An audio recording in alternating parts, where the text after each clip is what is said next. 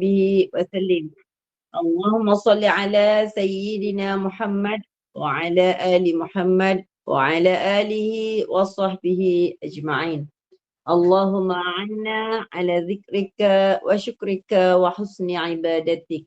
رب اشرح لي صدري ويسر لي أمري واحلل عقدة من لساني يفقه قولي. أما بعد. Assalamualaikum warahmatullahi wabarakatuh. Salam sejahtera, salam ukhuwah kepada Al-Fadhil Ustaz dan semua sahabat pencinta ilmu Al-Quran yang dikasihi Allah. Syukur Alhamdulillah kita masih menjadi pilihan Allah untuk duduk dalam majlis ilmu pada malam ini. Majlis kita ini, moga-moga majlis kita ini mendapat redha dan rahmat Allah. Amin. Kuliah Maghrib kita ini dari saluran Google Meet Gema Nur Iman yang dipimpin oleh Puan Hajah Rosniati binti Mansur dan ditadbir urus oleh Ahli Jawatankuasa Gema Nur Iman akan dipimpin oleh yang berbahagia Al-Fadhil Ustaz Muhammad Nazri bin Haji Mustaqim dengan pengajian kita tadabbur surah Al-Baqarah. Bagi menambahkan keberkatan majlis, mohon ihsan Ustaz untuk memimpin bacaan umul kitab Al-Fatihah dan pahalanya kita hadiahkan kepada baginda Rasulullah sallallahu alaihi wasallam, keluarganya dan para sahabatnya, para anbiya, para solihin, alim ulama, guru-guru kita, ibu bapa kita, keluarga kita dan semua muslimin dan muslimat sama ada yang masih hidup ataupun telah kembali ke rahmatullah. Al-Fatihah.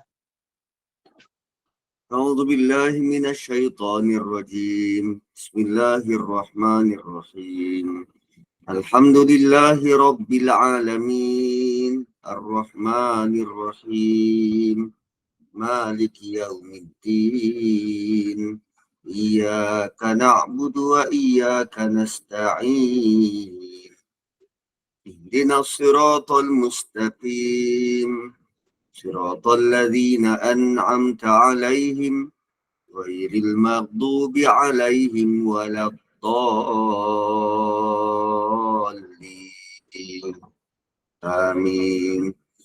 Amin, amin, amin ya Rabbal Alamin. Bagi meneruskan majlis, saya dengan ini menyerahkan majlis ini kepada Al-Fadhil Ustaz Muhammad Nazri dengan segala hormat dan penuh takzim. Dipersilakan Ustaz. أعوذ بالله من الشيطان الرجيم بسم الله الرحمن الرحيم الحمد لله صلاة وسلاما على رسول الله وعلى آله وأصحابه أجمعين أما بعد السلام عليكم ورحمة الله وبركاته بسم الله الرحمن الرحيم لا يؤاخذكم الله باللغو في أيمانكم ولكن يؤاخذكم بما كسبت قلوبكم والله غفور حليم رب اشرح لي صدري ويسر لي أمري واحلل عقدة من لساني يفقه قولي سبحانك لا علم لنا إلا ما علمتنا إنك أنت العليم الحكيم لا حول ولا قوة إلا بالله العلي العظيم. So ayat seterusnya ayat 225. Semalam kita belajar tentang sumpah. Ada orang yang ayat sebelum tu tentang mendekati hubungan suami isteri. Kemudian berkaitan dengan sumpah, ada orang menggunakan sumpah untuk membela dan mempertahankan diri. Ada orang guna sumpah untuk mengelak ataupun sebagai shield, pelindung kepada diri. So, ayat 225 masih lagi berkaitan dengan sumpah, tapi dalam bentuk yang berbeza. Apa dia? Allah tidak mengira kamu bersalah tentang sumpah yang kamu tidak maksudkan. Kadang-kala ada orang tersasul dalam bersumpah ni. Tersasul dalam bersumpah. Kadang dia tak niat pun apa-apa dan dia tidak membawa maksud apa-apa. Maksudnya di akhirat nanti tiada sebarang hukuman ke atas orang ni. Kita mungkin jarang dengar lah sebab kita bila kita jarang guna sumpah. Bila kita guna sumpah tu, maka kita memang meniatkannya, meletakkan niat dan bukan main-main. Tapi kalau bangsa Arab contohnya, mereka memang senang melafazkan sumpah ni. Di mana-mana kita boleh dengar, Wallahi, Wallahi. Mereka akan kata, Wallahi, kalau aku jumpa dia, aku akan bunuh dia. Wallahi, laparnya aku. Kalau aku dapat makan, nanti aku nak 5 pinggan terus. Bentuk macam tu, kebiasaan orang Arab ni bercakap. So, semua sumpah tu dia guna nama Allah. Tapi bukanlah dia benar-benar bermaksud berbuat seperti yang disebut tu. Dia cuma kata-kata kosong sahaja. Dan Allah tahu isi hati manusia. Sebab tu bangsa Arab ni, bila dia bercakap dan dia menggunakan lafaz sumpah, kita jangan pelik. Kita jangan pelik, oi, diorang ni bersumpah saja. Sebenarnya memang budaya percakapannya macam tu. Sebagai nak menguatkan emosi apa yang nak dicakapkan tu.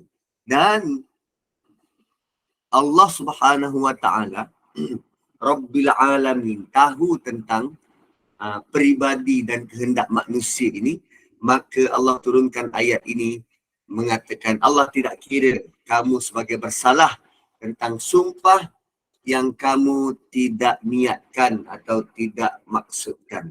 Akan tetapi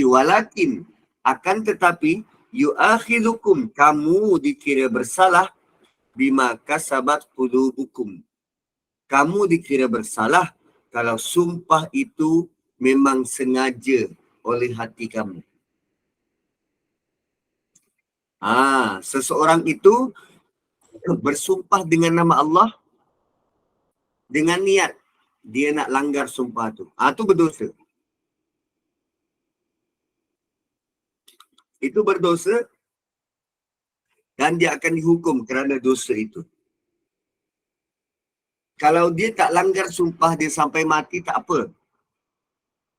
Yang menjadi kesalahan ialah bila dia langgar sumpah tu. Wallahu ghafurun halim. Allah maha pengampun lagi maha halim. Halim ni apa? Penyabar. Halim ni maksudnya Allah tidak cepat dalam bertindak nak menghukum dan Allah tidak terus menghukum. Itu halim. Kekal tenang. Kan macam kasih seorang ibu pada anak.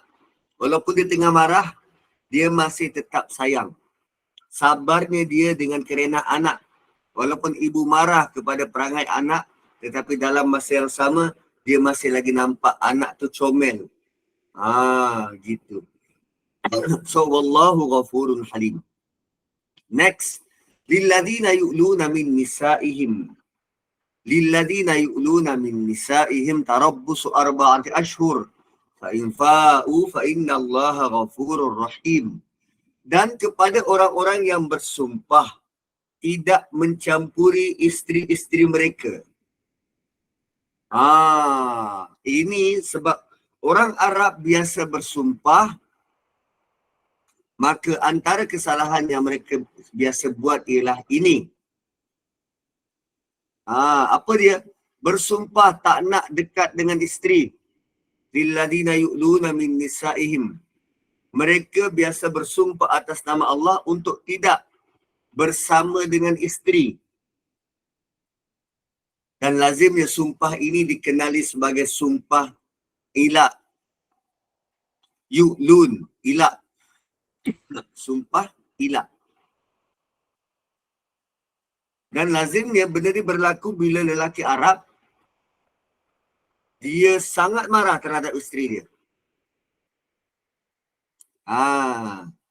So, bila dia laksanakan sumpah ilak ni, isteri tu terus terpisah secara automatik tapi tidak bercerai. Dia tak boleh dekati isteri, tapi dia bukan dalam konteks diceraikan. Dan bila berlaku macam tu, banyaklah masalah.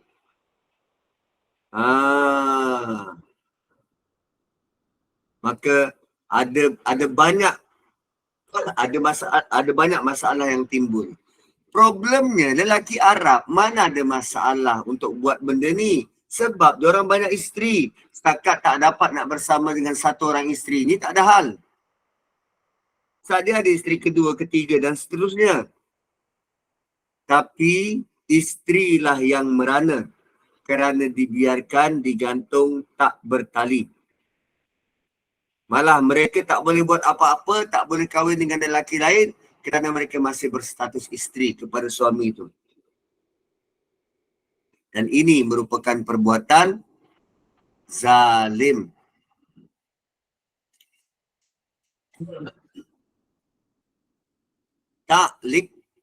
Taklik ialah dia mengkaitkan perbuatan dia dengan sumpah. Dia sumpah tak nak curang lagi, tapi dia curang, maka jatuhlah taklik talak satu.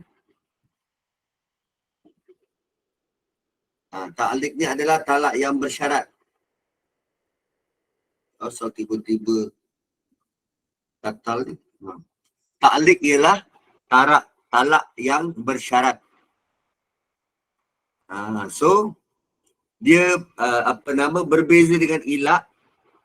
Ilak ni dia sumpah tak nak dekati dengan isteri. Dan Allah kata apa? Tarabbusu arba'ata ashhur. Orang yang bersumpah tak akan mencampuri isteri mereka. Mereka diberikan tempoh 4 bulan.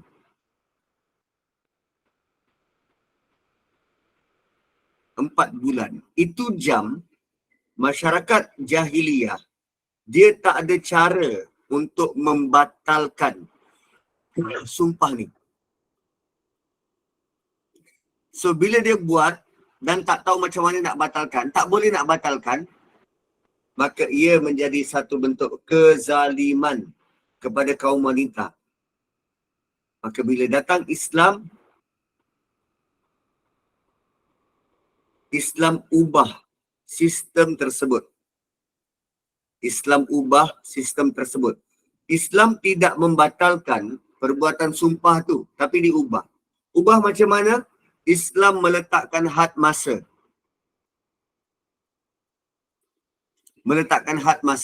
Masa yang ditetapkan dalam Islam 4 bulan.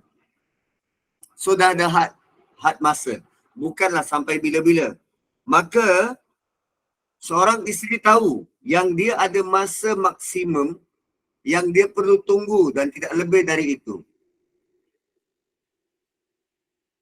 Kalau suami mendekati isteri dalam tempoh 4 bulan, sebelum 4 bulan, itu dikira suaminya membatalkan sumpah dan suami kena bayar dam kerana batalkan sumpah.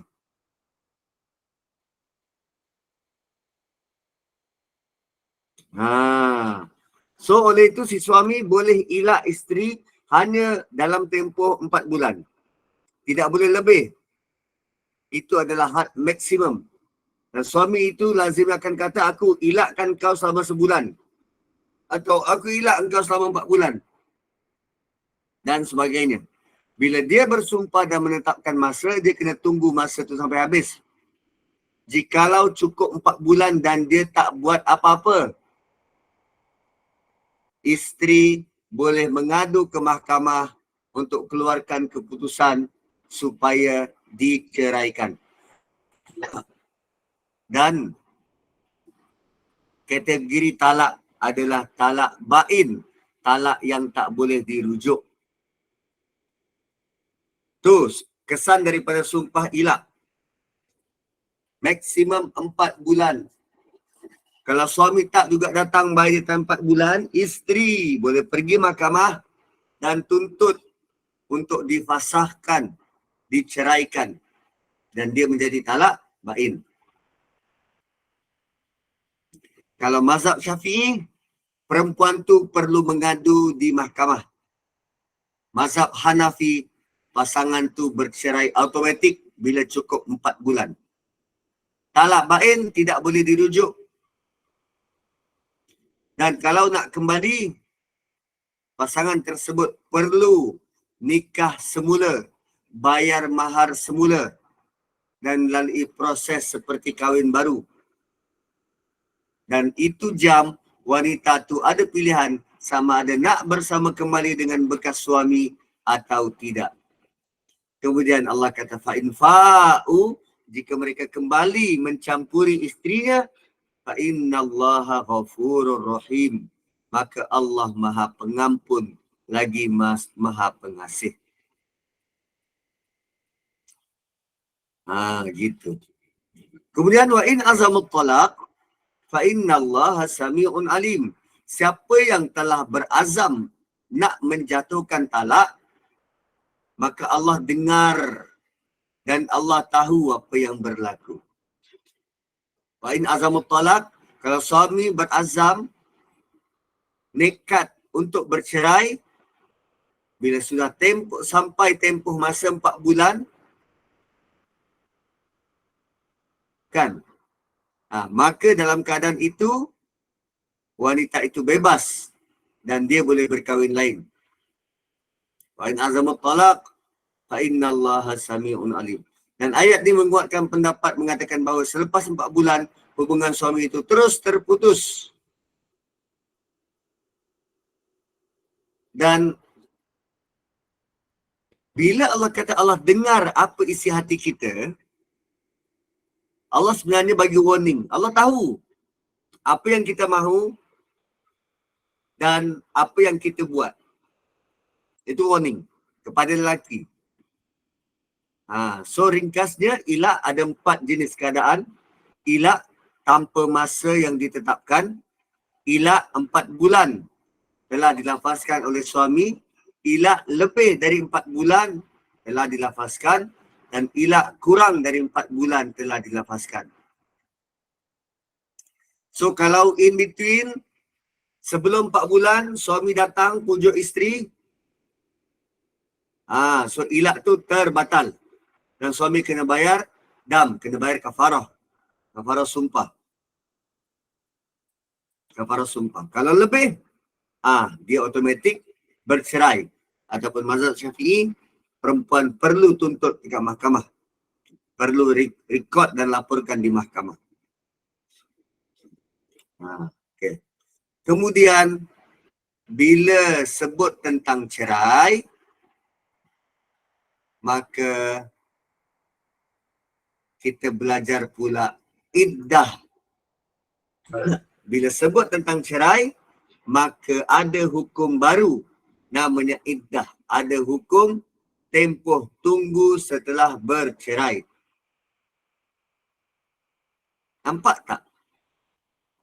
Satu persatu ayat-ayat Quran ini Allah susun dengan sangat smooth. Daripada cara bergaul dengan isteri, kemudian tentang sumpah berkaitan pula dengan ilak. Bila ilak tu lebih daripada 4 bulan, dia bercerai. Bila bercerai, ada waktu iddah. Kita dibuai oleh peraturan demi peraturan, satu persatu. Setiap rantaian itu tak putus. Tak putus. Dan waktu kita belajar ni tadi, kan, waktu kita belajar, kalau kita baca buku-buku fiqah, kita hanya beri tumpuan kepada, kalau ilak 4 bulan. 4 bulan. Lebih 4 bulan, dia tertalak. Lebih 4 bulan, dia tertalak. Lazimnya kita akan tumpu daripada huruf lam sampai huruf ra. Tapi bila kita baca ayat Quran, kita akan baca ayat penutup tu. Fa innallaha ghafurur rahim. Allah Maha Pengampun. Dan bila berkaitan dengan talak ni lelaki. Maka Allah ingatkan lelaki. Allah dengar dan Allah tahu. Sebab tu bila kita baca Quran, tadabbur Quran, belajar hukum melalui Quran. Bukan hanya dry text, hukum dalam kitab-kitab fiqh, kita akan di-blend. Kita akan dibawa bersama melihat emosi nama-nama Allah dalam ayat-ayat hukum tersebut. Allah beringatan pada lelaki, Allah dengar. Allah beringatan kepada lelaki, Allah Maha Pengampun. Semua tentang lelaki. Lelaki yang buat sumpah. Yang kena tempias, kena kesannya isteri. Lelaki yang azam talak ni, yang betul nak menjatuhkan talak, bukan isteri. So berapa banyak dah nama Allah berkait dengan lelaki. Tapi lelaki, dia tak sedar, tak lihat keperluan melihat nama-nama Allah ni dalam hukum. Supaya hatinya tunduk, hatinya lembut. Bukan buat main-main barang amanah yang Allah beri ni. Gitu. Tapi bila tak baca Quran dan hatinya tak lembut, lelaki akan cepat saja nak rasa, aku dominan. Aku ada kuasa veto. Aku lelaki. Kan, kuasa talak ada pada aku. Itu kesan. Kalau dia tak baca Quran dan dia tak blend hati dia dengan nama-nama Allah yang cukup banyak dan cukup besar makna dia. So bila disebut tentang cerai, maka ada satu lagi hukum dinamakan iddah, iaitu tempoh tunggu setelah bercerai.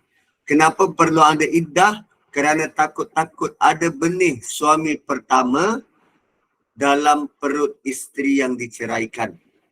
Nak memastikan perut rahim benar-benar kosong. Sebab jika tak ada iddah, wanita ada kemungkinan terus berkahwin dengan lelaki lain selepas bercerai dengan suami pertama. Sedangkan mungkin dia dah bersama dengan suami pertama dan ada benih dalam rahim dia. So bila dia mengandung, maka akan timbullah persoalan, ini siapa punya? Suami pertama ke suami kedua? So Allah beri tempoh bertenang supaya nasab itu jelas. Supaya status anak itu jelas dan tak mungkin ada perbalahan dan pergaduhan kemudian.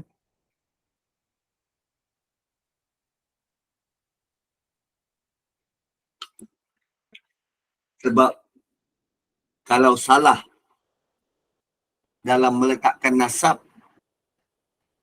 dia akan berkaitan dengan pemberian harta pusaka, perwalian perkahwinan dan banyak lagi benda. Banyak lagi benda.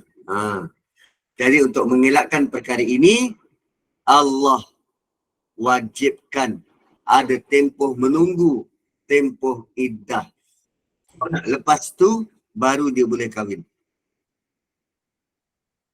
So jom kita tengok tempoh iddah. Wal mutallaqatu yatarabbasna bi anfusihinna salasata quru'.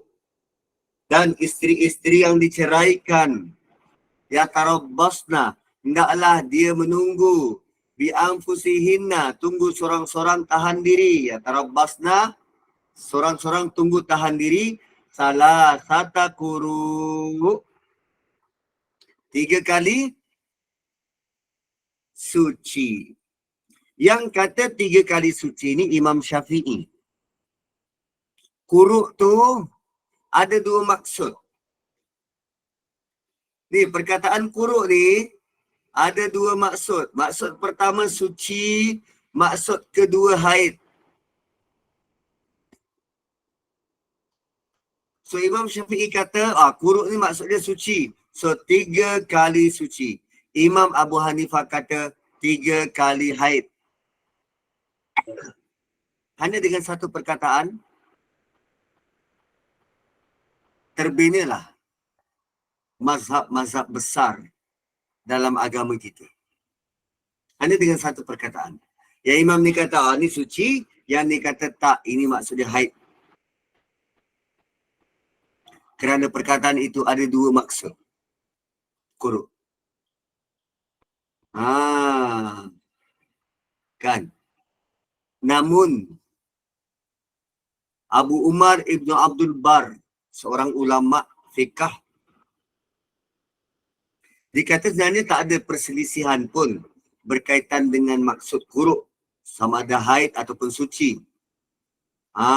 Kan. Dan sesungguhnya mereka hanya berselisih pendapat tentang makna yang dimaksudkan dalam ayat ini. Maksudnya je. Tapi 3 kali haid, 3 kali suci itu tempohnya sama. Kan 3 kali haid, 3 kali suci itu tempohnya sama. Sama tak 3 kali haid dengan 3 kali suci? Kalau 3 kali suci, katalah dia diceraikan waktu dia suci. Okay, dia diceraikan waktu dia suci, kemudian dia haid, kemudian dia suci kali pertama, kemudian dia haid, kemudian dia suci kali kedua, kemudian dia haid, kemudian dia suci kali ketiga.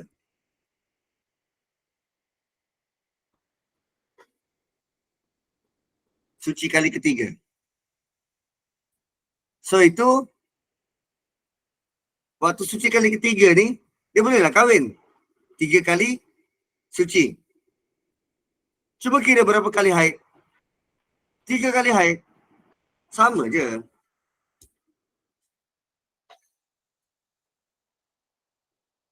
Tempoh masa tu sama. Tempoh masa sama. Kalau diceraikan waktu haid, haid pertama tu tak dikira. Dia akan dikira, okey, suci yang pertama, kemudian haid. Tu haid pertama. Kemudian suci, kemudian haid yang kedua. Kemudian suci, kemudian haid yang ketiga, suci dan kahwin. Begitu. So, ini adalah satu bentuk khilaf tentang ayat ini, tentang perkataan ini. Dan khilaf ini diterima kerana ada sandaran hukum tentangnya. Dan ulama memilih salah satu daripadanya. So, Imam Syafi'i pilih kalimah kuruk sebagai bersih. Maka seorang isteri dilepaskan talak semasa dalam suci. Maka itu dikira, itu dikira suci pertama. So, Imam Syafi'i kalau dia suci yang pertama, haid, suci yang kedua, haid, dan selepas suci yang ketiga, dia boleh kahwin.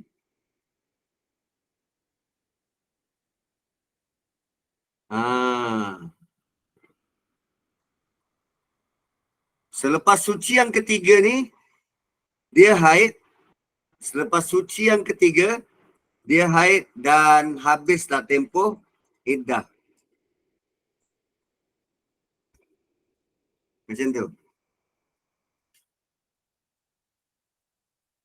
So, secara efektifnya masa yang digunakan dalam mazhab Syafi'i lebih pendek. Lebih pendek. So, wala yahillu lahunna ay yaktumna ma khalaqallahu fi arhamihim. Dan tidak halal bagi mereka, perempuan tak boleh sembunyikan kalau dia mengandung. Yaktumna, merahsiakan, menyembunyikan. Kalau dulu mana ada CT scan, tak boleh nak periksa. Kan, sekarang siap buat buku pink. Buku pink. Walaupun boleh scan ada anak tak ada anak dalam rahim, tetap juga terpakai hukum iddah ni. Salah satu kuruk. Dia bukan bermaksud, bila dah ada CT scan, kita boleh scan tengok, tak ada anak lah, bolehlah kahwin. Tak, terpakai juga hukum iddah. So, isteri yang dah ditalak, dia tidak dibenarkan menyembunyikan kalau dia mengandung atau tak Mungkin ada isteri yang sangat marah, benci pada suami sehingga dia tak bagi tahu yang dia mengandung. Dan mungkin juga dia nak pendekkan masa iddah atau dia sengaja nak panjangkan masa iddah. Maka dia boleh lakukan dan dengan tidak memberitahu kandungan dalam perut tu.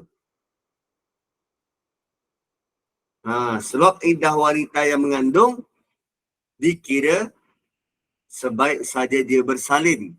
Jadi kalau dia nak panjangkan masa iddah, dia boleh kata dia mengandung, maka tunggu sampai bersalin. Kalau dia nak pendekkan waktu iddah, dia bagi tahu dia tak mengandung. Dan ayat ini amaran kepada isteri kerana mengandung atau tidak, isteri tahu. Tapi kadang ibu-ibu muda ni tak tahu juga. Dia aktif macam biasa je, rupanya dah 2 minggu, dah 4 minggu. Macam tu.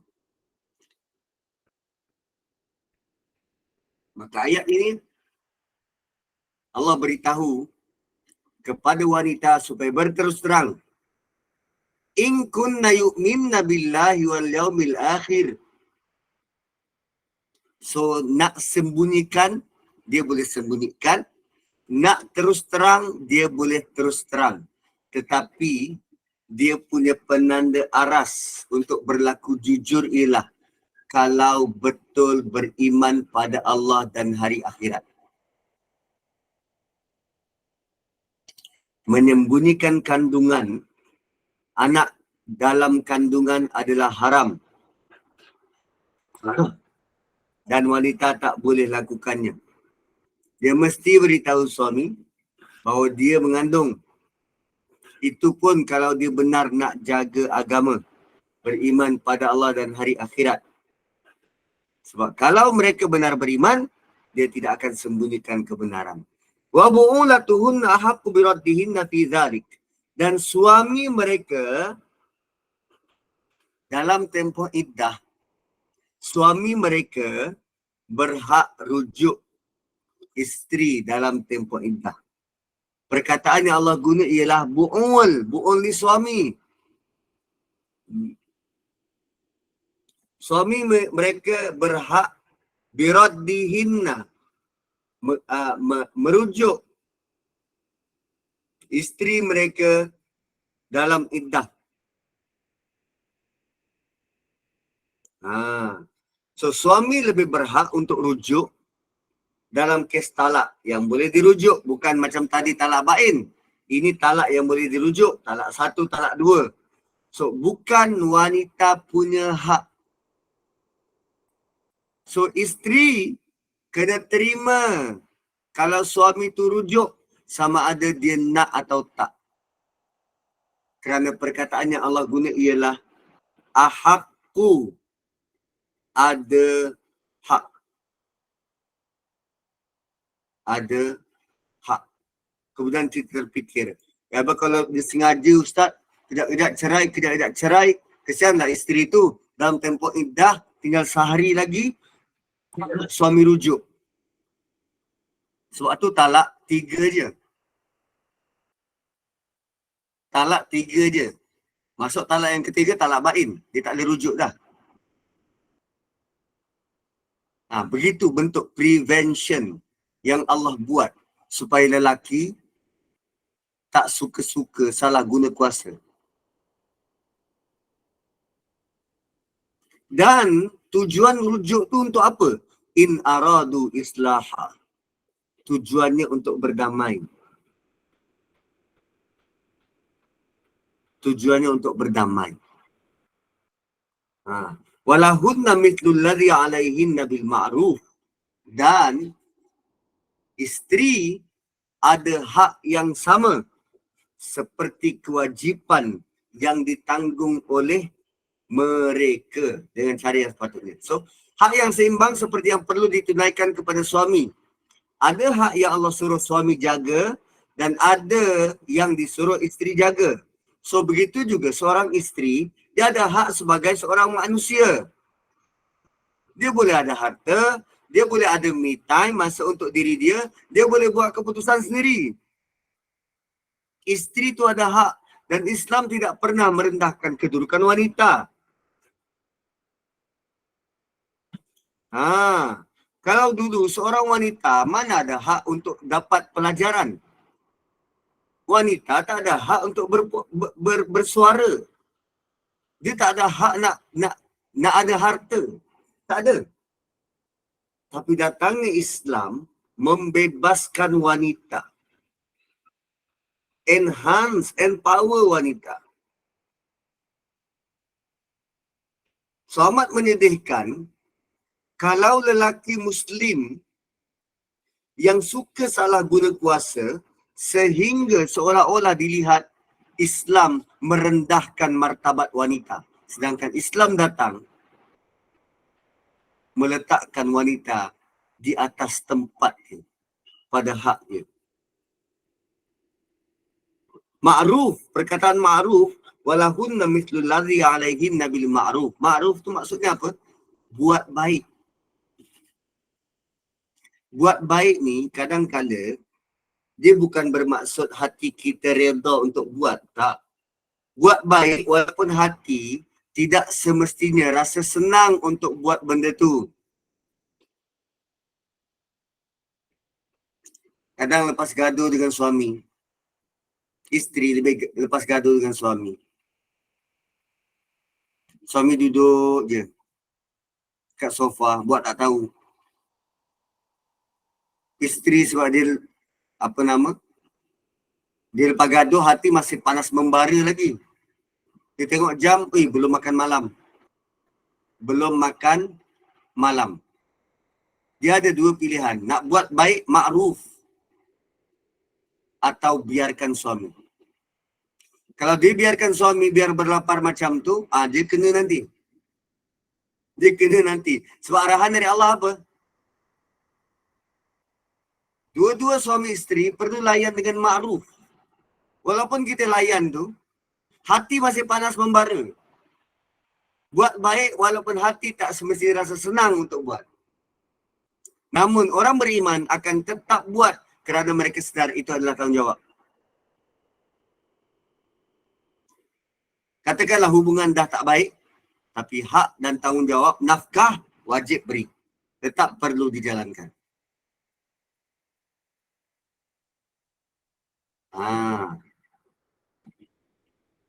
So, ayat ini dia ada perkataan yang dihilangkan, dihafaz, dihazafkan, dihilangkan. Sebab kalau kita tengok walahunna, cuba tengok perkataan tu walahunna. Ni walahunna, kan ada lam dekat situ. Lam tu maksud dia for, untuk. Dan lam tu digunakan untuk hak. Kemudian ada perkataan ala. Ala ni maksudnya kewajipan dan tanggungjawab. So walahunna mithlul ladzi 'alaihinna bil ma'ruf. Dia ada kalimah yang dihazafkan, kalimah yang dibuang. Ayat ni tak lengkap. Sebab ada perkataan yang dibuang. So ayat yang lengkap ialah walahunna 'alaihim mithlul ladzi 'alaihinna lahum bil ma'ruf. Selepas walahunna, dia mesti ada 'alaihim. Mithlul ladzi 'alaihinna, dia mesti ada lahum bil ma'ruf. Baru lengkap. Baru kita boleh tahu maksud dia apa. Untuk para isteri, ada hak yang perlu dipenuhi oleh suami, sama seperti para suami perlu dipenuhi haknya oleh isteri.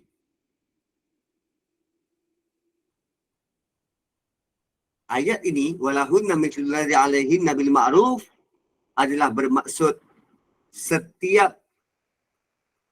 setiap individu dalam keluarga tu ada tanggungjawab masing-masing.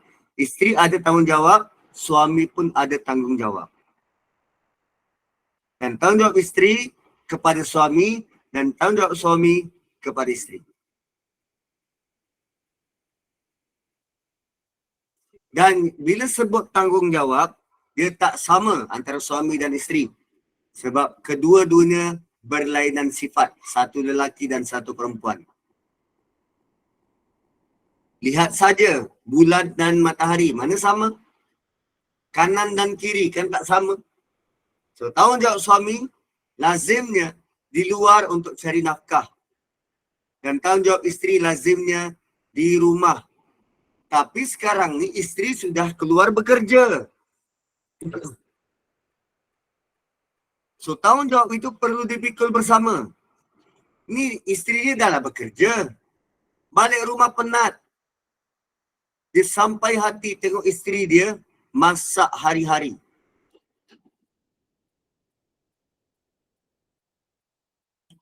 Betul.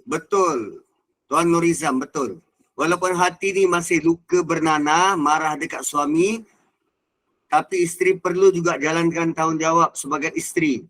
Atau suami masih lagi marah dengan isteri, suami perlu juga jalankan tanggungjawab sebagai suami kepada isteri.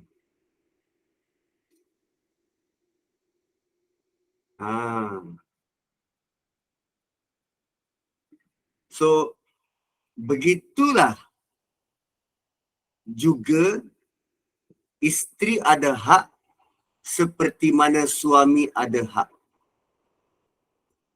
Tapi yang berlaku dekat media sosial apa? Isteri bila dia jumpa nasihat-nasihat ustaz tentang ini hak isteri, dia laju je dia tag suami dia. Dan suami bila dia dengar ceramah ustaz tentang hak isteri, dia laju je tag isteri dia.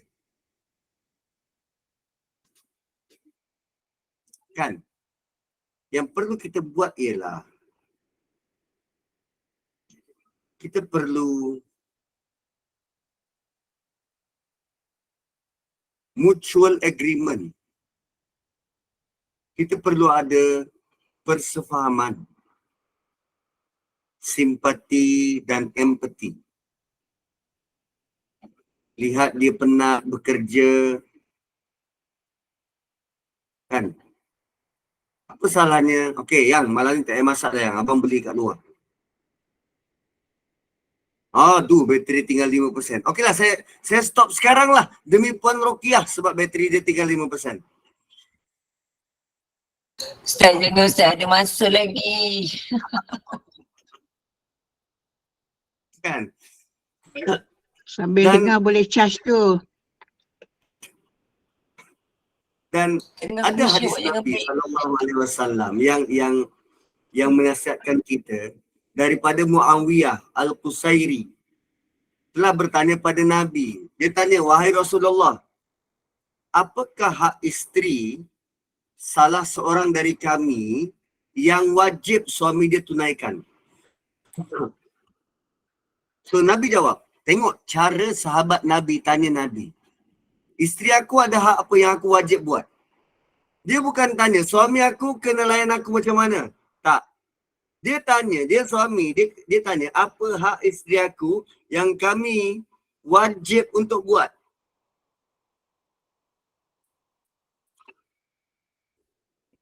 Kita kan asyik nak tahu hak kita. Tapi kita jarang nak tahu tanggungjawab kita. So Nabi jawab, engkau beri makan kepadanya jika engkau makan. Engkau beri pakaian pada dia jika engkau berpakaian. Jangan pukul wajahnya. Jangan engkau burukkan peribadi dia. Dan janganlah engkau meninggalkannya kecuali di dalam rumah.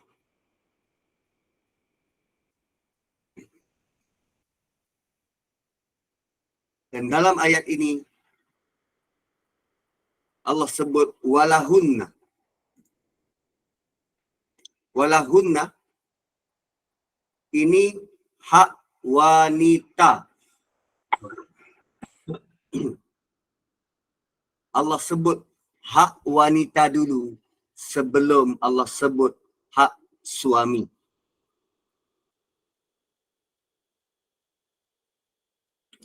Sebab seorang lelaki, dia senang untuk dapatkan hak dia dari wanita. Tapi wanita susah untuk dapatkan haknya dari lelaki. Maka Allah sebut dulu hak wanita. Beri ingatan pada lelaki. Beri hak suamimu. Tengok Allah tutup ayat ni dengan apa? Wallahu azizun hakim. Allah penuh berkuasa dan Allah bijak meletakkan peraturan.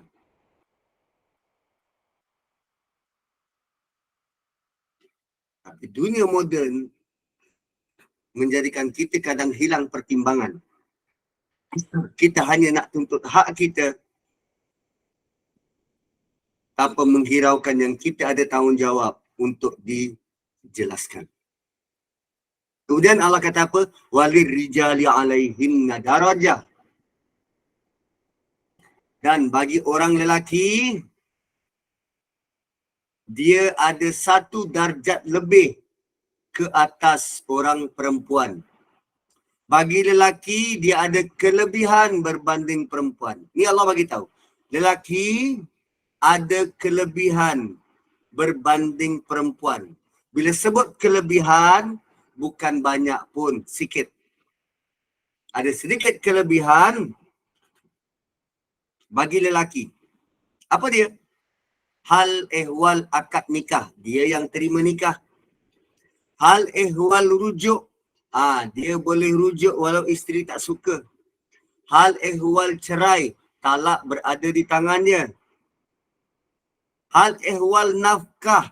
Dia yang wajib bagi nafkah. Dan kuasa-kuasa ini ada pada suami dan tiada pada isteri. Habis Ustaz, isteri tak ada hak ke macam mana? Tak ada kelebihan ke macam mana? Ada juga. Isteri pun ada hak. Dia boleh laporkan tak puas hati dia kepada mahkamah.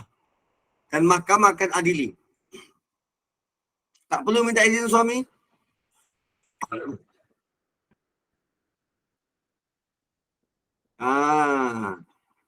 Kan cuba rujuk surah An-Nisa. Ayat 34.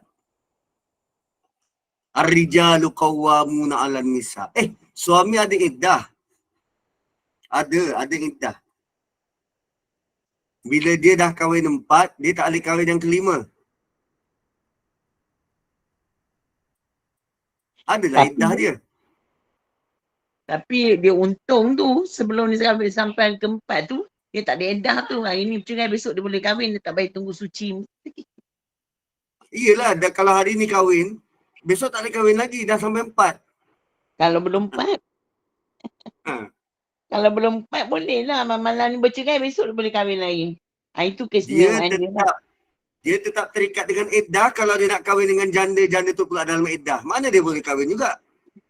Dia cari anak lain kan. Kan. Dia nak, kalau nak kahwin ni banyak. Dia nak yang banyak je. Tapi tanggungjawab tu. Tanggungjawab tu. Jangan nanti kita muflis di akhirat nanti. Muflis. Yang sekarang yang satu ni pun nak jaga. Banyak dah kita berhutang. Banyak dia boleh tuntut depan Allah nanti. Lagi kalau nak bawa 3-4 kepala. Tak payah. Aku nak masuk syurga cepat. So ar-rijalu qawwamuna 'alan nisa'i bima faddala Allahu ba'dahum 'ala ba'din wa bima anfaqu min amwalihim. Ayat 34, ayat yang popular surah An-Nisa. Kaum lelaki ialah pemimpin bagi wanita sebab Allah melebihkan sebahagian lelaki atas sebahagian wanita, dan kerana mereka lelaki telah menafkahkan sebahagian daripada harta mereka. Ayat itu Allah kata lelaki itu lebih kerana dia beri nafkah. Lelaki itu lebih kerana dia beri nafkah. So, penanda aras lelaki itu lebih berbanding wanita adalah dia bagi nafkah atau tak. Kalau setakat kahwin je, tak bekerja, tak bagi nafkah, tak, dia tak ada lebih. Tapi lazimnya kita tak faham ayat Quran, tak mau belajar, lalu kita potong ayat ni, gunakan sebagai dalil untuk kata suami lebih tinggi darjat dari wanita. Ni aku tunjal kepala ni. Ayat ni perlu dibaca dalam konteks suami ada kelebihan nikah, cerai, rujuk dan suami ada kelebihan dalam beri nafkah. Itu je. Mana ada kelebihan lain? Pemalas dia sama juga. Pakai baju pagoda dia sama juga. Lepas tu demand macam-macam pada isteri. Isteri kena slim, isteri kena kurus, isteri kena comel, kena wangi. Engkau kalau nak isterimu macam tu, engkau kena masuk gym dulu. Ini suami perut boroi. Pinggang dari 25 pergi 42. Lepas tu nak demand macam-macam, isteri kena cantik. Engkau macam biawak hidup di apa? Dijunjung macam tu. Gitu. Ini zaman sekarang, suami tak kerja, isteri bagi nafkah.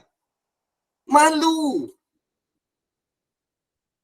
Lepas tu, marah-marah. Tunjuk barat dia. Ui. Gila lah. Kan? Maaf Saya Ustaz. bukan pencinta wanita. Tapi saya, ya. Maaf sebentar Ustaz sebut pasal tadi tu takut terlupa kan. Ustaz kata suami tak beri nafkah, baran dan sebagainya. Tapi letak syarat pada wanita kan. Berlakulah perceraian waktu itu. Waktu memang dah suami tu tak layaklah digelar suami tu. Tapi alangkah deritanya perempuan tu apabila dalam iddah suami tu boleh pula rujuk senang macam tu walaupun isteri tak rela. Macam mana tu Ustaz? Kalau dalam tempoh perceraian, dalam tempoh iddah, sebab tu perkara-perkara tentang bercerai, wanita perlu ambil inisiatif laporkan ke mahkamah syariah. Laporkan ke mahkamah syariah. Dia bukan ikut suka kita dia. Oh, saya kena talak, saya tunggulah waktu iddah. Nanti suami saya nak rujuk ke apa, saya tunggulah dia. No. Report ke mahkamah syariah, dua-dua dipanggil. Lepas tu mahkamah akan tanya suami, betul kau dah ceraikan dia? Betul. Talak berapa? Talak 1.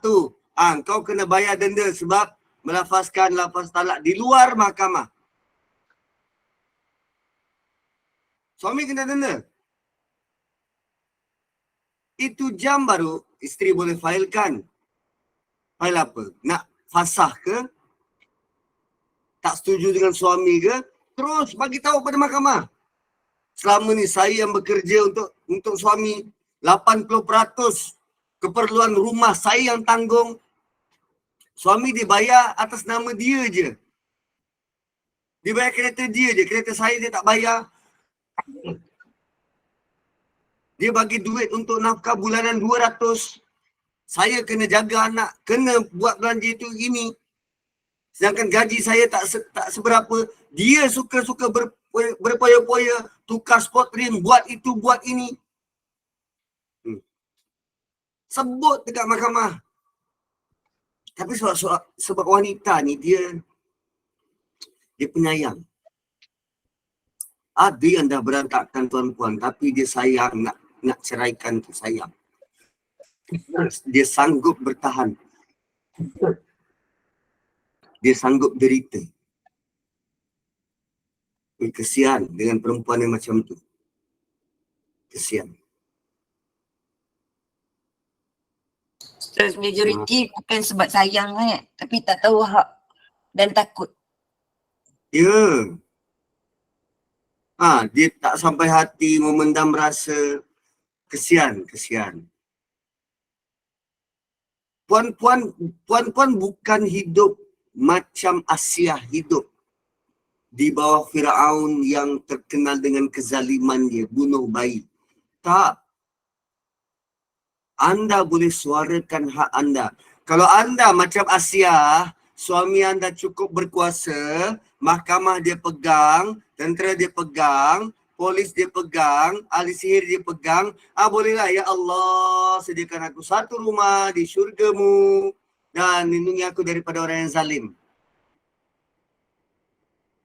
Anda, bila anda tidak bertindak, anda menzalimi diri. Bila anda bertindak, doa orang zalim makbul. Kena bertindak. Selama ni perempuan tu yang jaga anak. Ada kalanya sebab anak, selama ni perempuan tu yang jaga anak. Suami dia tak pernah peduli pun pasal anak. Kan?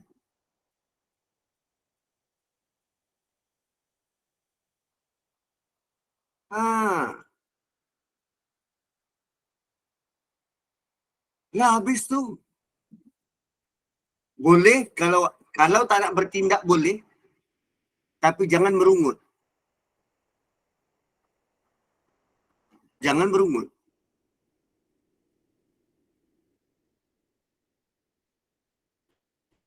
Dosa ke Ustaz kalau kurang kasih sayang? Kasih sayang bukan boleh dipaksa. Yang penting jalankan hak dan tanggungjawab. Jalankan tugas dan tanggungjawab. Sebab perkahwinan tidak selamanya akan mengekalkan rasa cinta.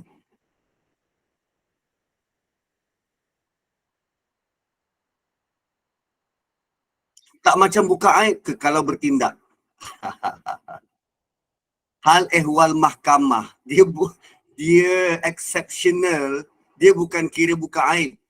Itu hal ehwal mahkamah. Satu-satunya tempat yang anda boleh merungut adalah merungut di mahkamah. Satu-satunya tempat yang anda boleh cerita adalah cerita di mahkamah. Jangan cerita dekat jiran sebelah. Itu mengumpat. So begitu. So tentang ayat surah tu misal tadi, jangan baca sekerat. Konon-konon, inilah bukti lelaki lebih tinggi dari wanita. So bila dia baca Quran tak faham, dia ikut kepala tahu dia je. Kata lelaki lebih daripada wanita. Sedangkan yang Allah kata berbeza. Lelaki lebih kerana diberi nafkah.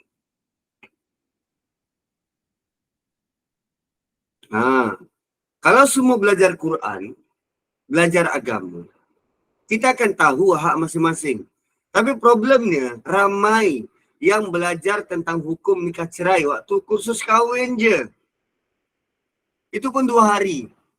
Dan sebab tak nak pelajar boring, kadang ada waktu tengah hari, penceramah terpaksa isi dengan lawak. Takut pelajar bosan.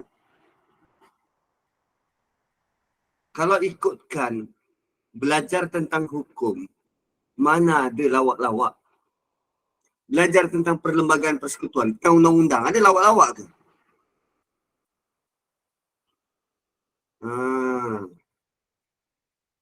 Baguslah tu dia tak sampai hati. Begitulah Allah cipta wanita. Takut jadi janda, takut sampai hati dan dia rela untuk diperlakukan dengan zalim. Tapi dengan syarat, jangan merungut.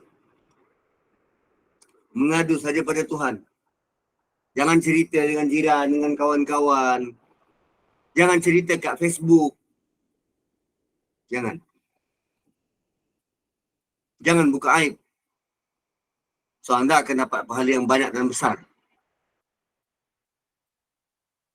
Banyak.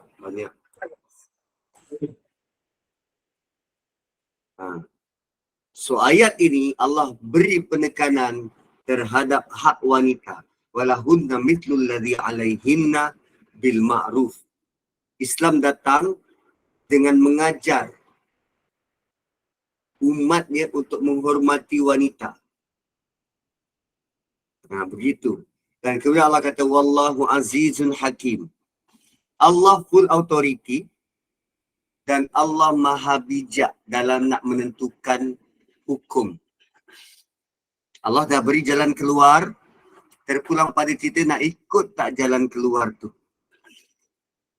Kalau anda rasa takut jadi janda, takut malu, maka anda perlu bertindak seperti mana yang Allah nak.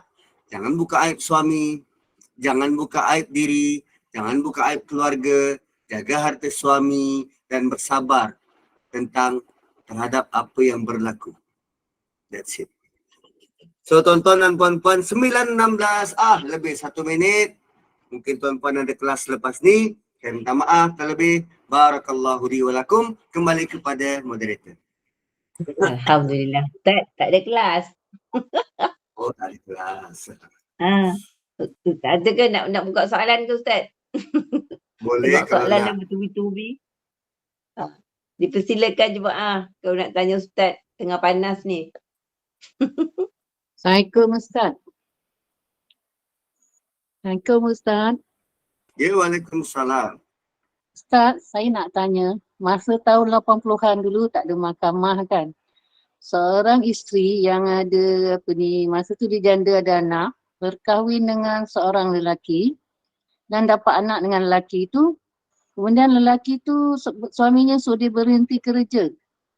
Tetapi perempuan tu tak nak sebab dia fikir dia ada anak lagi yang sebelum dia kahwin dengan lelaki tu dia ada seorang anak yang bapak dia tak tanggung lah. Jadi dia pergi kerja. Bila dia pergi kerja, jika dia jatuh nuzuz lah. Nuzuz, kadi panggil, kadi kata awak nuzuz tak cium syurga. Tapi perempuan tu jawab, kalau saya tak pergi kerja, siapa yang nak tanggung anak saya yang saya kahwin sebelum dia ni? Tergamak ke anak saya tu macam dia cakap dengan kadi tu lah. Anak saya tu siapa nak tanggung anak yang tu? Saya tak kira lah kadi. Saya nuzuz 10 kali pun tak apa, janji saya dapat jaga. Bekerja dan menjaga dua-dua anak. Adakah itu dikira nuzuz? Ustaz tak cium syurga? Tak. Saat zaman 80-an ni, cara berfikir masyarakat kita masih lagi terikat dengan buku. Apa dalam kitab, itulah dia. Itu dia ambil. So bila zaman berubah, kita ada fiqh aulawiyat, kita ada fiqh muasarah, perbahasan tentang fiqh semasa. So keputusan-keputusan berkaitan dengan perkahwinan ni dia dinamik dan berkembang. So kalau dahulu mungkin begitu cara diputuskan hukuman, tapi sekarang nyata berbeza.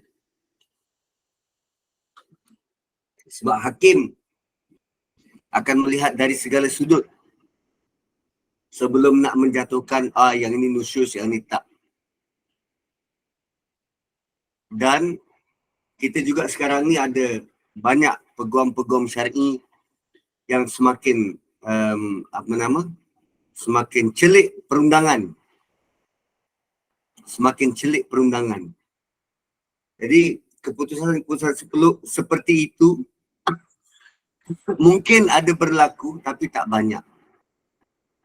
Maksudnya salah menilai keperluan klien ataupun keperluan orang yang dituduh. So kalau ikut cerita tu, perempuan tu tak nusyus kerana dia ada alasan. Dan penentuan nusyus atau tak ni yang menghukumnya Allah. Kita boleh kata, Ustaz Nazri nusyus, sebutlah 1000 kali pun. Tapi kalau di sisi Allah tidak, maka tidak.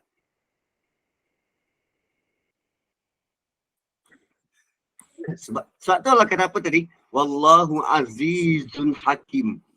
Allah ada kuasa pemutus dan Allah bijak untuk menentukan siapa yang tak beri hak, siapa yang berikan hak, siapa yang bertanggungjawab, siapa yang tak bertanggungjawab. Wallahu a'lam. Terima kasih Ustaz. Sama-sama. Assalamualaikum Ustaz. Ya, waalaikumsalam. Ustaz, tadi bila Ustaz kata apa, pada yang tak nak mengadu hak, maknanya dia kena sabar betul lah. Tak boleh mengadu pada orang lain dan memang kena minta dengan Allah je lah. Benda tu satu benda yang kena betul-betul Ustaz kan. Maknanya kalau dia mula mengadu pada orang lain, bukan tempat yang sepatutnya dia mengadu tu, dah jadi satu dosa lah. Sebab dia tak ambil tindakan yang betul satu. Dan kalau kata dia mampu untuk menahan diri dia daripada bercerita, maknanya dia ambil pendekatan sebab majoriti perempuan selalu bagi alasan tak sampai hati anak-anak semua kan. Dia duduk dalam keadaan rumah tangga yang dia kena sabar betul tu pun, dia kena jalankan tanggungjawab sebagai seorang isteri juga Ustaz kan. Kalau dia ambil pendekatan tak nak melaporkan hak tu kan. So benda ni sebenarnya tak tahulah, saya ni banyak lah Ustaz perkongsian daripada sahabat-sahabat yang lalui perjalanan macam ni. Bila saya kata hadirkan diri ke mahkamah kan, cerita sebab kita bukan kuat, kita tak macam Asiah.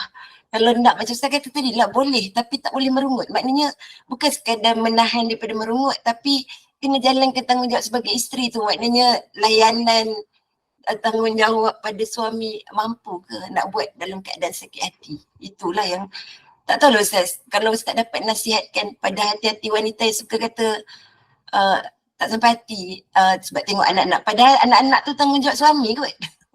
Tak tahu lah apa Ustaz. Allahuakbar. Okay. Saya ambil contoh macam ni. Kita baca surah Tahrim. Surah Tahrim ni dekat hujung tu Allah sebut 4 wanita. Asiah, Maryam, isteri Nabi Lut, isteri Nabi Nuh. Isteri Nabi Lut, isteri Nabi Nuh. Kita kenal ke siapa nama isteri Nabi Lut, siapa nama isteri Nabi Nuh? Tak kenal.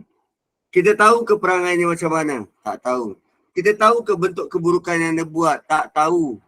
Tapi yang pasti dua orang ni masuk neraka. Kita pernah dengar Nabi Nuh merungut pasal isteri dia? Tak pernah dengar. Kita pernah dengar Nabi Lut merungut pasal isteri dia? Tak pernah dengar. Sedangkan isteri dia tak ikut cakap suami. Isteri dia mungkin tak tahu. Tapi Allah masukkan 2 orang isteri ni dalam neraka. Kita tak pernah dengar Nabi Nuh, Nabi Lut merungut pasal isteri dia. Begitulah kalau kita nak bersabar dalam perkahwinan, sebab perkahwinan bukannya semua indah. Perkahwinan penuh dengan tanggungjawab. Perlu ada kerja yang dibuat. Penat, letih, geram, sedih, macam-macam. Sebab kita berkongsi hidup. Itu maksud perkahwinan.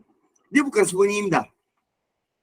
So kalau boleh bertahan begitu dengan tak buka aib, Allah akan beri ganjaran yang luar biasa. Yang luar biasa. Tapi lazimnya dia, dalam dia tak tahan tu, dia ngumpat juga suami dia. Dalam dia tak tahan, dia tak jalankan tanggungjawab. Bagi dia, suami aku pun tak jalankan tanggungjawab Ustaz. So aku tak payahlah jalankan tanggungjawab. Itu logik kita.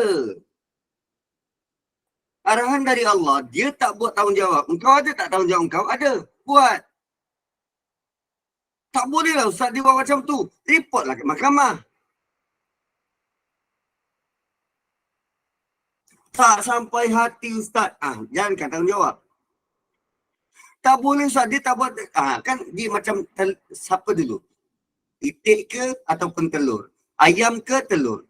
Dia macam tu, pusing dalam circle. So, dia tak nak lihat realiti sebenar. Dan lazimnya, bila kita nasihat macam tu kan perempuan nak menang dia. Ambil lah menang tu, ambil. Ambil menang tu. Mana yang anda rasa betul, sila buat. Tapi apa yang anda rasa betul belum tentu betul di sisi Tuhan.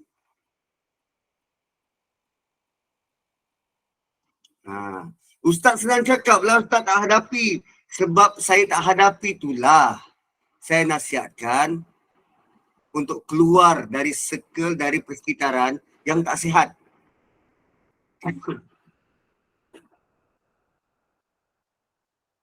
Kan? Lagi kalau di tempat imam besar masjid negara tu, macam-macam. Hari ni kahwin, minggu lepas kahwin, hari ni cerai pun ada. Alasannya apa? Tak serasi.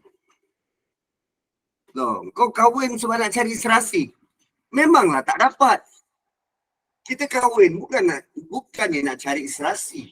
Kita kahwin nak cari Allah punya redha dengan kita sungguh-sungguh jalankan tanggungjawab. Bukan nak cari serasi. Kahwin sampai bila-bila tak serasi. Saya tak makan sayur, isteri saya makan sayur. Mana serasi? Isteri saya tak makan seafood, saya gila seafood. Mana serasi? Kahwin bukan cari serasi. Malah kalau kita tengok maklumat yang Allah bekalkan tentang hubungan suami isteri melalui surah An-Naba. Ya, saya kongsi. Surah An-Naba.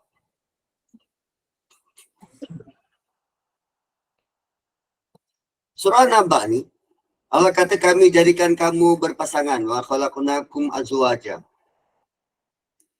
Kemudian Allah kata wa ja'alna al-laila libasa wa ja'alna an-nahara ma'asha. Kami jadikan malam sebagai baju dan siang tempat kamu mencari kehidupan. Dekat sini pasangan suami isteri. Allah gambarkan pasangan suami isteri ni dia punya beza macam malam dengan siang. Sama ke malam dan siang? Dari sudut tempoh waktu boleh jadi sama kalau dekat khatulistiwa. Tapi kalau negara 4 musim, kadang malam lebih panjang, kadang siang lebih panjang. Vice versa. Begitulah kehidupan suami isteri. Kalau suami jadi malam, isteri jadi siang. Atau kalau suami jadi siang, isteri jadi malam. Atau kedua-duanya perlu ada perangai malam dan siang. Apa maksud perangai malam? Lembut, pendengar yang baik, romantik, penyayang, penyabar.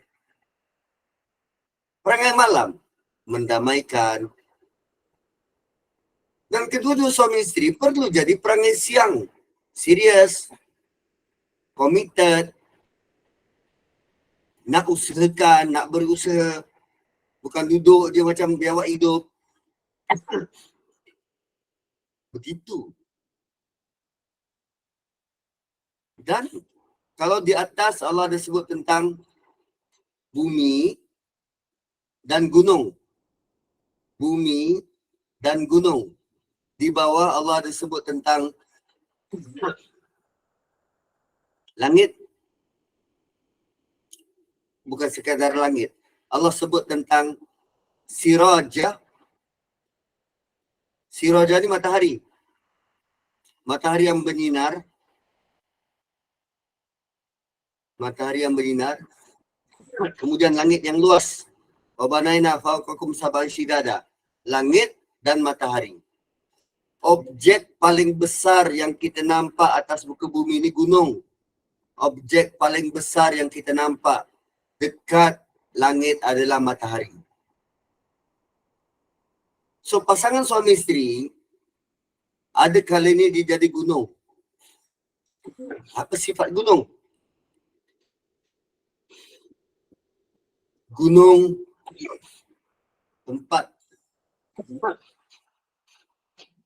tempat kehidupan. Binatang-binatang, tumbuh-tumbuhan, dan dia juga sebagai tempat menakung air hujan. Fungsi matahari juga memberi kehidupan. Tanpa matahari kita tak hidup. Dan dengan matahari lah maka gunung itu akan menjadi lebih berfungsi melalui proses hujan turun tu. So suami isteri, nak jadi suami isteri, nak jadi berpasangan, kita perlu lihat alam ni sungguh-sungguh. Baru kita tahu kat mana lagi yang aku boleh perbaiki dalam hubungan ni. Dia bukan tentang serasi. Kan lazimnya bila pasangan bercerai, alasannya apa? Kami sudah tidak serasi. Meh, aku starlight kepala kau. Mana ada orang berkahwin serasi? Tak. Perkahwinan bukan mencari keserasian. Perkahwinan ialah nak tunjuk bahawa aku bertanggungjawab atas amanah yang Allah beri. Aku kahwin sebab ini adalah sunnah Nabi. So aku nak mengikuti cara Nabi hidup. Maka aku kahwin. Dalam masa yang sama aku nak cari redha Allah. Sebab isteri itu amanah yang Allah bagi pada aku. Baru best. Baru bila kita perhati sungguh-sungguh tentang alam, nak memaknai perkahwinan tu, kita adalah idea-idea baru tentang apa nak dibuat dalam perkahwinan ni. Aku nak jadi apa? Aku nak jadi bulan yang sering dirindui, atau aku nak jadi matahari yang penuh dengan kehidupan. Gitulah. Wallahu a'lam. Okeylah Ustaz. Sian Ustaz. Setengah jam. Ada lagi ke siapa nak tanya? Cukup lah ya. Kesian Ustaz. Nak panjang lah. Ustaz, kalau macam ni, kalau macam suami isteri, dia duduk asing-asing, lepas tu dia buat hal masing-masing. Dia tak jalankan tanggungjawab tu. Macam mana Ustaz? Hidup asing-asing tak jalankan tanggungjawab tu kena report lah pada mahkamah. Dah hidup asing-asing, itu dah dikira apa nama, macam mana, gantung tak bertali. Kalau lah pasangan tu rela dan redha begitu, apa yang Allah redha? Suami tak jalankan tanggungjawab, tak bagi nafkah, tak bagi kasih sayang. Ingat Allah suka. Jangan buat kehidupan ni ikut kepala kita. Kita mau hidup atas dasar Allah suka. Bukan ikut suka kita nak buat peraturan. Kalau setiap manusia mengambil pendekatan macam tu, selamanya umat Islam tak akan bangkit. Sebab kita suka buat bid'ah macam tu. Ustaz, lepas tu kalau macam ini hidup kami ikut suka kami. Lepas tu kita sebagai, mungkin kalau kita sebagai orang terdekat ke, macam apa kita nak buat? Kita mendoakan dia orang je lah kan? Sebab kalau kita cakap pun dia dah tak dengar. Betul? Apa kita boleh buat? Doakan lah.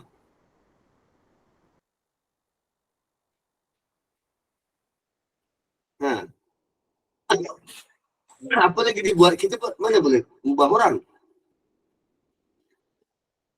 Jadi tak nak dengar.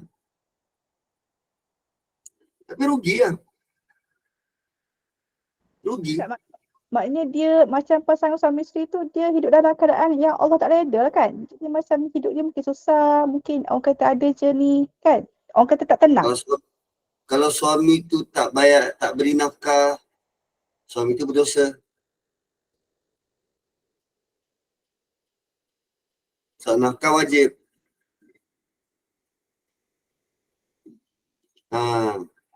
Suami tu sediakan tak tempat tinggal. Kalau tempat tinggal pun isteri cari sendiri, suami berdosa.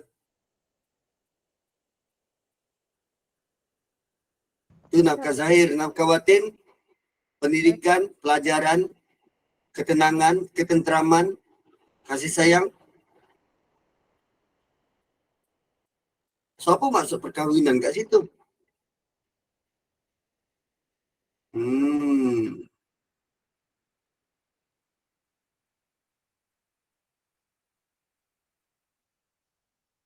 Tu ada soalan Hanisah. Dia kata isteri nak cari kerja sebab komitmen bertambah, suami larang. Patut cakap suami. Patut cakap suami, di situ ada keberkatan. Kalau isteri tak patuh, isteri derhaka. Walau apa alasan, kata ini dapat menampung untuk perbelanjaan, ya, anda datangkanlah duit banyak mana pun. Kalau tak cukup juga. So berdoalah dengan ketaatan itu, ya Allah, moga dengan ketaatan aku ikut cakap suami aku ni, perbelanjaan rumah tangga kami cukup. Itulah guna tawassul, ketaatan kita. Ya Allah, dengan aku taat cakap suami aku ni, aku tak tukar kerja sebab lebih profitable. Maka aku harap agar perbelanjaan keluarga aku cukup. Hiduplah atas dasar Allah suka. Ya, kalau masing-masing dengan dia rasa itulah jalan terbaik, baik, pisah. Tapi selalu ulama pesan, kenapa kita pandai-pandai nak bagi nasihat untuk pisahkan kehidupan rumah tangga orang lain. Dan kalau kedua-dua tak nak buat tanggungjawab dan berada dalam keadaan macam tu, kan, baiklah biar mereka mencari haluan hidup masing-masing. Tapi lazimnya apa? Kami beginilah, kami begitulah, sebab anak lah, sebab takut jadi inilah. Sebenarnya ada yang tak settle dalam hubungan tu, tapi dia tak nak berterus terang, lalu dipendam rasa, tak nak bercakap, tak ada komunikasi. Kalaupun ada komunikasi, asyik nak menang diri sendiri. Lantas pihak lagi satu sudah fed up dan kita pun fed up. Ya, ego lah tu, ego. The best part adalah kita layan bisikan syaitan ni. Sebab syaitan sangat suka hubungan suami isteri yang porak-poranda dan bercerai. Syaitan sangat suka. Dan itu pencapaian bagi syaitan.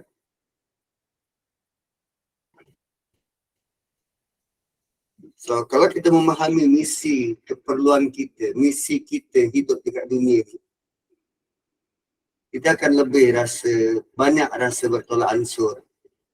Malas nak gaduh-gaduh. Malas nak rebut-rebut. Banyak beralah. Walaupun orang kata, biarlah kau beransur-ansur. Kan? Apa? Beralah dan beransur-ansur, jangan dah peribahasa tu. Banyak mengalah, lebih suka kepada perdamaian. Sebab kita rasa hidup kita ni sementara. Sementara hidup bila nak cari redha Tuhan. Bila dah mati tak ada dah.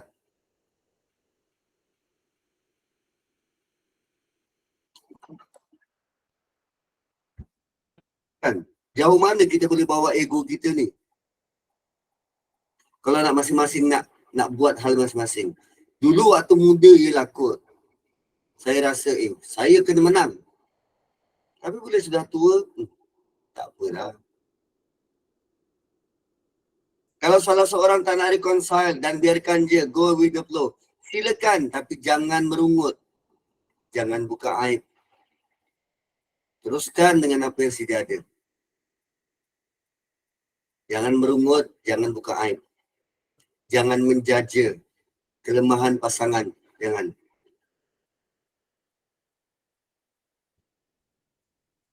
Nah, begitu. Buat tanggungjawab kita, kalau tak nak mengalah juga, kita jalankan tanggungjawab. Dia tak nak mengalah, itu hal dia. Yang penting kita buat apa yang Allah suruh.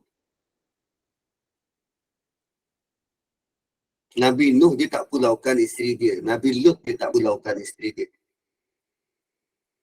Kalau dia pulaukan isteri dia, Nabi Lut takkan ada 2 orang anak perempuan. Begitu. Kan? Yang tak nak mengalah je kan yang tak boleh merungut. Dah habis tu. Dan kita tak nak bertindak sesuatu, tak nak buat sesuatu. Kita redha. So janganlah merungut. Khawatir kita tak dapatlah redha tu.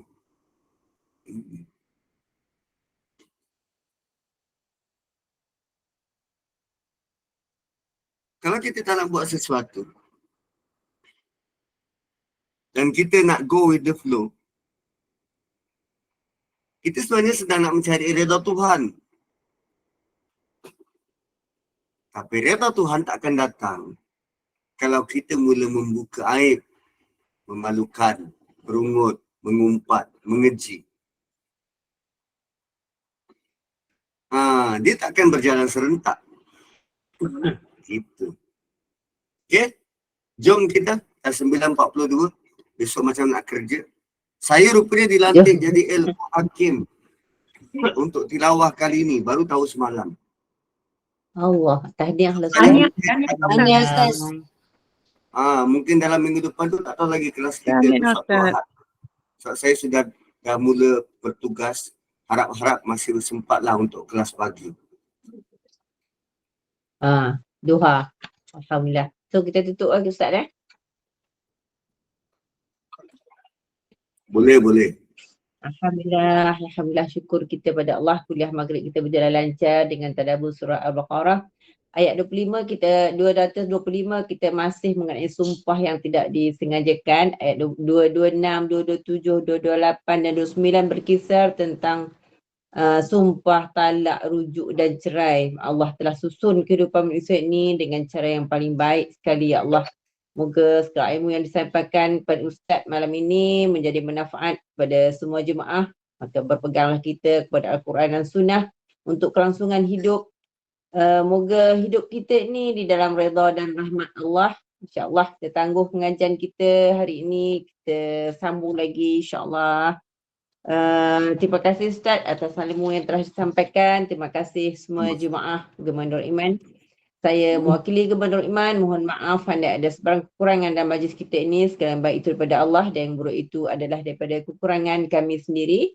Bagi menutup majlis, mohon Ustaz bacakan doa penutup tasbih kafarah dan surah Al-As dan saya akhiri dengan wabillahi taufiq wal hidayah. Wassalamualaikum warahmatullahi wabarakatuh. Silakan Ustaz. Subhanakallahumma wa bihamdik. Asyhadu an la ilaha illa anta wa nastaghfiruka wa natubu ilaik.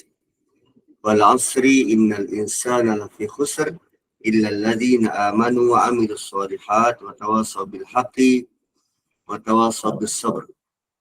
A'udzubillahi minasyaitonir rajim. Bismillahirrahmanirrahim. Alhamdulillahirabbil alamin. Salatu wassalamu ala asyrafil anbiya'i wal mursalin wa ala alihi wa sahbihi ajma'in. Ya Allah, wahai Tuhan, ampunkanlah dosa-dosa kami ya Allah.